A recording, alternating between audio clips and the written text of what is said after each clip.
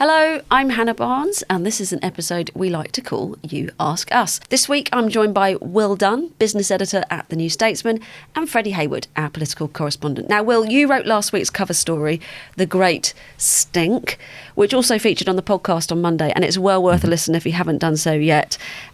You can find all the links in the show notes. We've had a couple of questions coming in about that, so let's kick off with that. So Here's one from Charlie, who listened to the podcast, and he says, at around the 13-minute mark, it's stated that if Thames Water is placed in special administration, shareholders will lose around 40% of their capital, and the government will take on the company's debts of approximately £16 billion. His question is, why aren't the shareholders and bondholders totally wiped out, and why would the government take on the company debts? OK, so this is a question that has been framed in a slightly different way by a lot of people. I think Jacob Rees-Mogg has also sort of said, oh, well, why can't the company just, be allowed to fail? Yeah. And I'm sure Jacob Rees-Mogg probably has a spring on his property or a well or something, or maybe he just gets his moisture by licking it from the walls of his cave. But most other people do need to get water out the tap. No offence to Jacob Rees-Mogg. No, fine. We're in election season. All offence to him. So it's first thing to say is that some people, it does seem very unfair that a load of people have made a load of money from heaping this company with debt and then might be allowed to kind of walk away from that. But it's also true that some people have been kind of wiped out. So Thames Water's biggest equity shareholder, which is Canadian Pension Fund, they released their company results for the year at the end of last week, and they had written their stake in Thames Water down to zero. So they're saying basically we have lost our money in that investment. It's not that big a deal for them because they're a huge Canadian pension fund, and compared to the size of their assets under management, it's not a drop in the ocean, but it's not catastrophic for them. Yeah. Also, so there's kind of two ways of owning a company like that. There's to be an equity shareholder, and then there's to own its debt. So a lot of the debt will be owned by bondholders, people who have bought the bonds either directly from the company or have traded them in a secondary financial market. And a lot of those people have been almost wiped out. Which is a risk you take when you're an investor, right? Yeah. You can lose money as well as gain money. Yeah, so people who have bought Thames Water's bonds or Kemble Water Finance's bonds, those are trading at well below the price that they were sold at. I think the very cheapest bonds, the steepest discount on its bonds is something like 94%.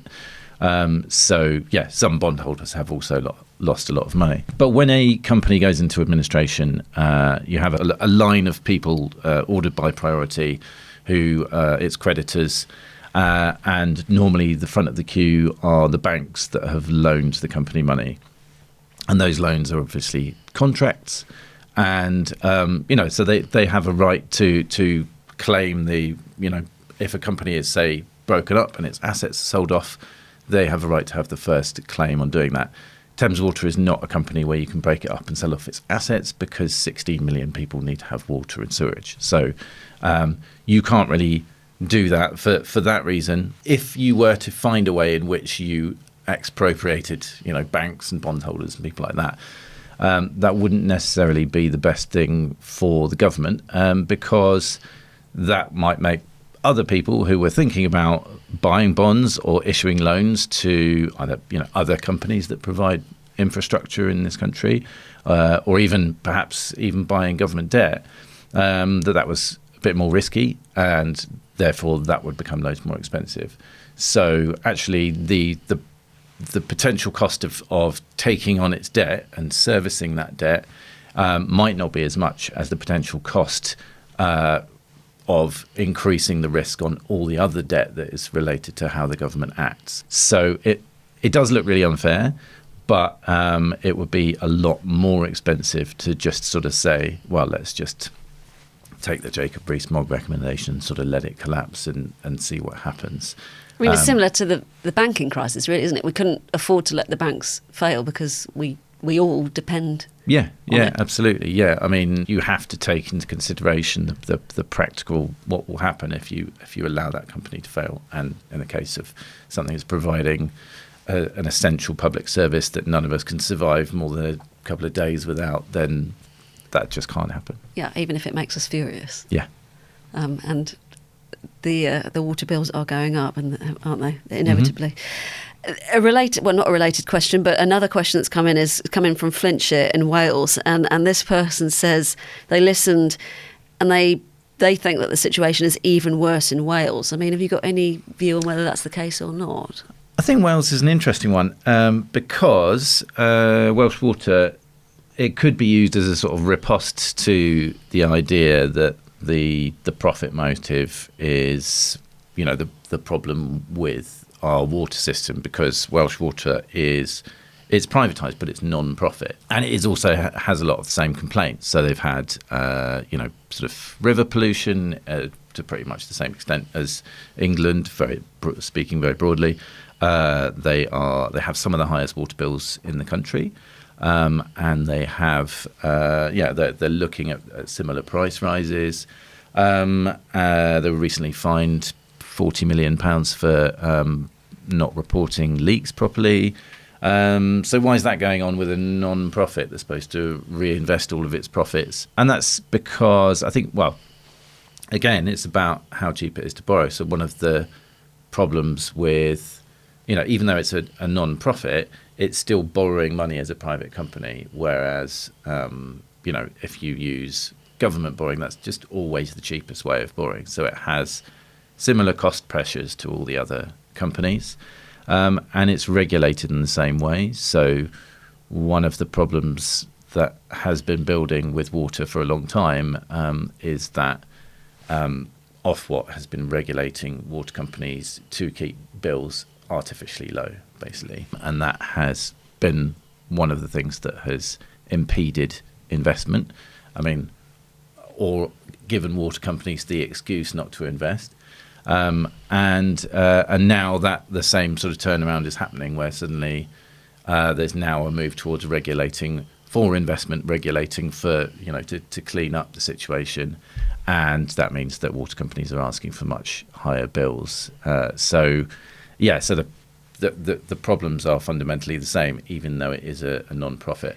I'm not sure I would say it was much worse than England. It's just in pretty much the same. So you don't think it's an argument to not nationalise the water industry? You think it's a separate thing? You put them in the same basket, essentially, because of the way in which they borrow the debt?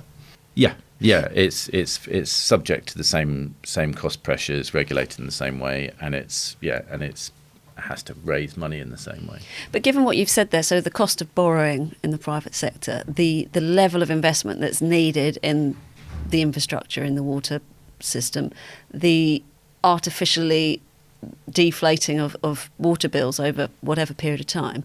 I mean, is there an argument that the private sector just cannot make it work, that the system we have at the moment, regardless of ideologically where one might sit on nationalisation or not, I mean, is the current system broken? Yeah, I think so. I mean, that's my view. I think it's also fair to say that it could have worked had it been regulated properly from the beginning.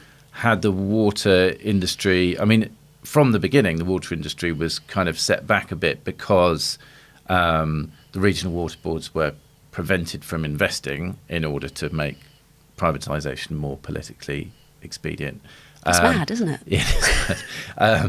And therefore, when they, from the get-go, although their sort of, debts were cleared, they had a pressure to invest from the very beginning, but they weren't forced to invest. I mean, like, water should be a really boring investment in that it should be possible to just borrow certain amounts, pay certain dividends, keep things running in a really stable, predictable way. And if you were doing that, potentially, if it was well regulated enough, it could be made to work.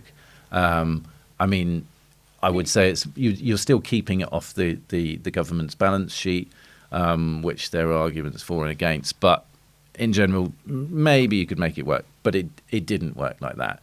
Bills were kept artificially low. There wasn't enough investment. And now it's got to the point where borrowing everywhere has got much more expensive. And there are these new cost pressures of, things like climate change.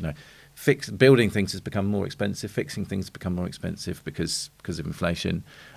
So it's now got to the point where, you really have to do something quite dramatic very soon. But listening to what you're saying, are you saying that actually the state we're in now is as much a failure of the regulator, Ofwat, than it is of any particular structure of the industry, say, privatisation?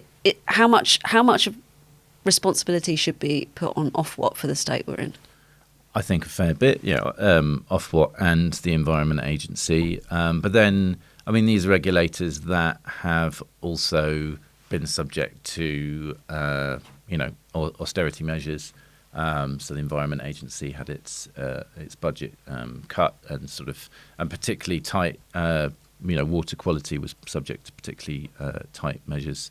When Liz Truss was Environment Secretary, one of her many achievements, and so they have been under a lot of funding pressure, but at the same time, reporting last week's cover feature, there were a lot of people who had very considerable criticism.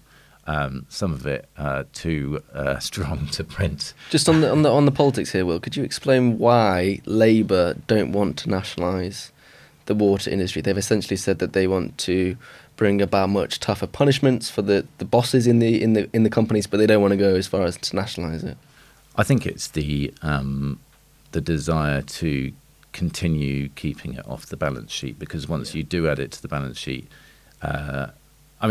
in a way, it's still on the national balance sheet because still, it's still a cost pressure for everybody in the economy.